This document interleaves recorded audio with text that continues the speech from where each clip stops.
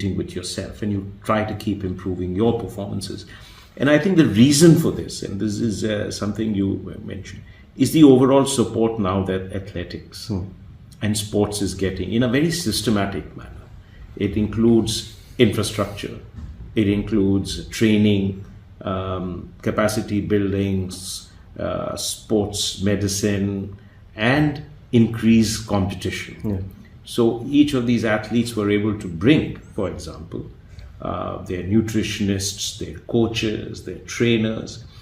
For the first time in Olympics, we had a full medical recovery unit in our camp, which was at par with anything else. Now, those of us, or those of you who have seen sports, recognize that recovery after one outing is critical for next performance. Exactly. And it's a very scientific and a very approach to doing it. So we had sleep pods, we had ice baths, we had massages, we had physiotherapists. Everything was provided for in our own camp with the best doctors and best physicians and best physiotherapists, etc., sports psychologists, sleep specialists. All of this had been provided by the government for the first time. And I think that, of course, the athletes also need to respond in the way that the government is also providing support to, and they are. They recognize this.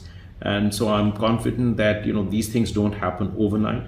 With the kind of support that the government is providing for the development of sports and athletics, to what was provided during the Olympics, as I have mentioned, including the facilities for recovery and for medical treatment, etc., I'd say that we are on the right path, and then we can look to a much brighter future. But it is also important, and I'd like to emphasize this to the viewers, that we don't forget about Olympics and athletics the day the closing ceremony is over.